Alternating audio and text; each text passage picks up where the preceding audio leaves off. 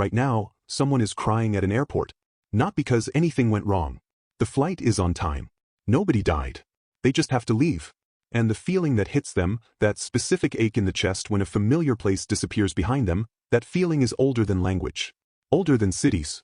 Possibly older than the human species itself. But humans didn't always have a word for it. For most of history, the feeling existed without a name.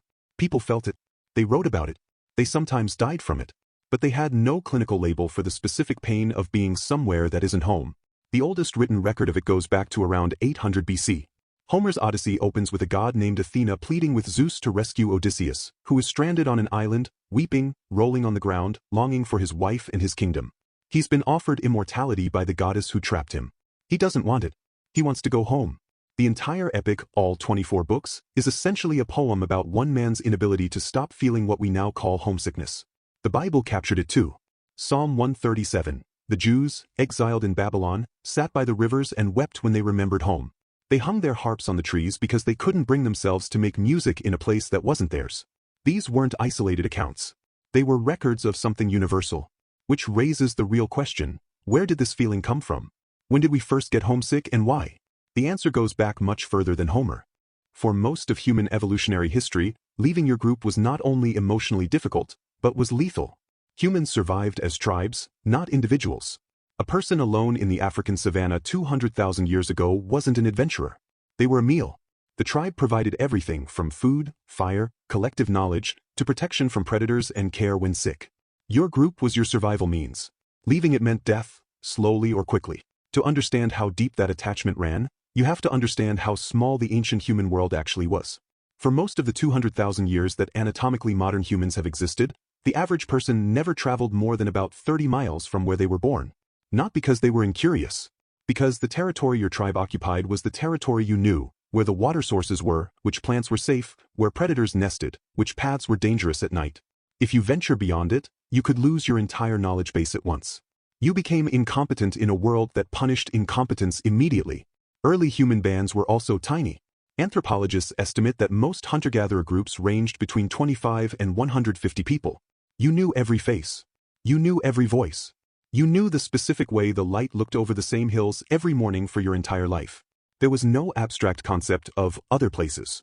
There was your world, and there was outside your world, and outside your world was where people died.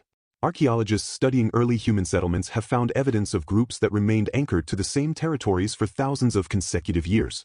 Generation after generation of the same families, the same cooking sites, the same burial grounds, the same paths worn into the same earth.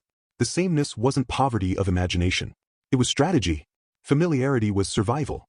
When that familiarity was ripped away, by conflict, by drought, by being captured, by simply wandering too far, the brain responded like something vital had been severed.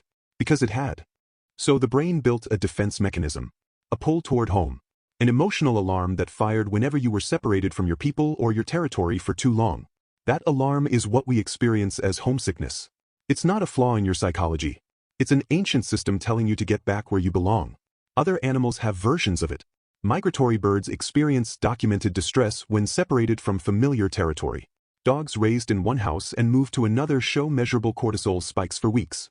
But humans experience it with a ferocity that no other species matches, because no other species built such complex, layered emotional attachments to specific places and specific people over such a long period of time.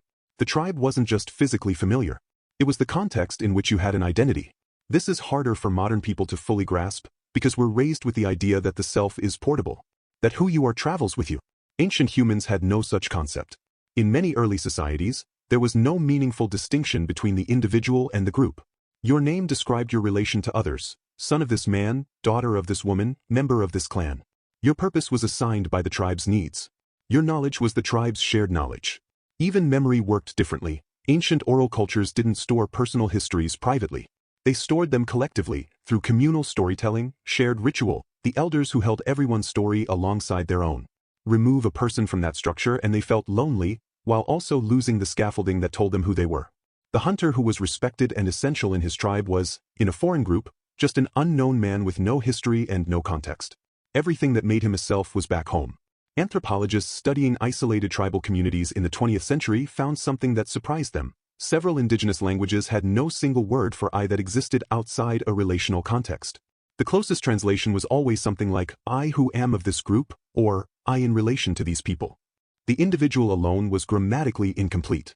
This is why exile was considered by many ancient cultures to be a punishment worse than death. You weren't just being sent away. You were being unmade. The person who walked out of the tribe's territory was, in any meaningful sense, no longer the same person who had existed inside it. The body survived. The self did not. That's the part most people don't understand. Homesickness isn't really about missing a building. It's about missing the version of yourself that existed there. The people who knew your history. The place where your status, your role, your whole sense of self made sense. Remove someone from that and their brain starts a slow emergency. For most of history, this stayed unnamed. Then in 1688, a Swiss medical student named Johannes Hofer noticed something crazy. Swiss mercenaries, sent abroad to fight wars for foreign rulers across Europe, were dying. Not from wounds or even disease. From longing. Hofer documented their symptoms: fever, anxiety, heart palpitations, inability to eat, complete mental withdrawal. When some of them were finally allowed to go home, they recovered immediately. When others were kept away, they deteriorated and some died. Hofer coined a word for this. He took two Greek roots, nostos, meaning homecoming, and olgos, meaning pain, and combined them. Nostalgia, which meant, originally, nothing poetic. It was a clinical diagnosis of a potentially fatal condition. The pain of not being able to go home. The condition became so strongly associated with Swiss soldiers that physicians across Europe gave it an unofficial name, the Swiss disease. Other languages had their own words that pointed to the same pain. The German Heimweh, homo. The French mal du pays, sickness of one's country. The Spanish el mal de corazón, heart sickness. Every language that had a word for it was saying the same thing through a different mouth. During the French Revolution, nostalgia spread through military camps like an infection. Forced conscription had pulled thousands of rural workers away from the only world they'd ever known and dropped them into army camps with strangers. Physicians recorded epidemics of the condition. A diagnosis of nostalgia was one of the only reasons a soldier would be granted official leave. Then came the American Civil War. Between 1861 and 1866, Union Army medical records documented over 5,000 clinical cases of nostalgia. 74 deaths were officially attributed to it. Surgeons described soldiers who stopped eating, stopped moving, laid down in their tents, and simply surrendered. One nurse, Louisa May Alcott, wrote about a soldier with only a minor knee wound whose mind had suffered far more than his body. A commanding officer at one Union camp banned the song, Home, Sweet Home, from being performed because the last time it was played, half the regiment fell apart. Military commanders debated furiously about how to treat it. Some prescribed discipline and combat exposure, the theory being that hardship would push the men forward. Others prescribed kindness, letters from home, familiar food. Both camps were partly right. What they were really arguing about was whether to override the brain's distress signal or to temporarily satisfy it. Neither actually fixed the underlying cause, which was that these men were not where their brains needed them to be. By the early 20th century, the medical establishment largely stopped treating homesickness as a disease. Technology made the world smaller. Telephones, trains, cars, and eventually planes collapsed the distance between people and their homes. The assumption became that if you could call someone or get on a plane, you had no excuse to be genuinely suffering.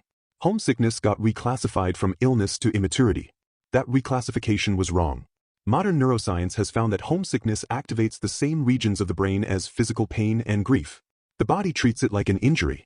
Cortisol rises. Sleep degrades. Immune function drops. Studies of first-year university students consistently show that between 50 and 75% experience clinically measurable homesickness, with a significant percentage showing symptoms severe enough to affect their health and academic performance. And the deepest form of it doesn't require leaving a place at all. Refugees who watch their homes destroyed report a grief that has no clear endpoint, because the place they're longing for no longer exists.